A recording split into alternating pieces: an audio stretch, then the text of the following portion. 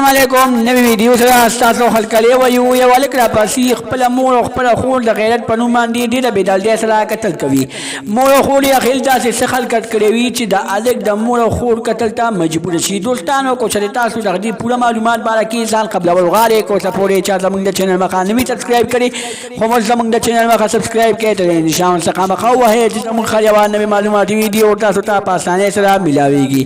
ثوابای کې یو خسته شاه زلمی را پاسي خپل مور او خپل خور په خپل لاس باندې ډېر بېدلتیا سره قتل کوي او بیا هغه قتل لا د غیرت نوم ورکوي. مور او خور یې بازار ته تللي وو، بازار کې کپړې اخیستلې چې کله د الک د هغه کپړو دکان کې سیکو هغه الک ورسره خبرې کولې کوم چې دکاندار نو دې ورور له ډېره زیاته غوسه ورغله چې کله دوی کول ته راغلي دي تمانچه یې راغستې ده او ولې خپله خور په داسې باندې ایښتې ده چې کله یې مور مخې له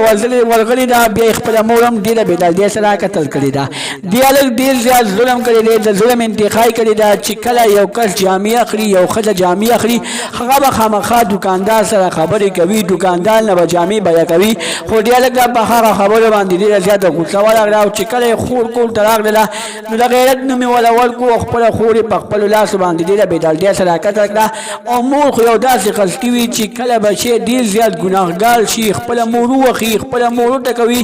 بیا هم د مور زړه خوږېږي بچی ماف کړي خو هغه بچي خپله مور ماف نه کړله او خپله مور په خپلو لاسو باندې ډېره بېدلتیا سره قتل کړه. دوستانو دې بچي ډېر زیات ظلم کړی دی، اول یې خپله خور قتل کړې ده بیا یې خپله مور قتل کړې ده.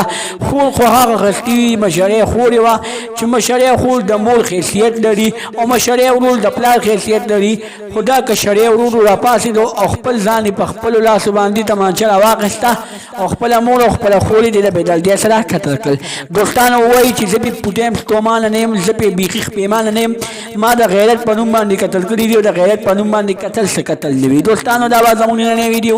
زموږ دا ویډیو هم خوښه شوي وي زموږ د چینل مخه سبسکرایب کړئ ته د نشان څخه مخه ووهئ چې زموږ ښه ډېوه نوې معلوماتي ویډیو تاسو ته په اسانۍ سره ملاویږي. والسلام.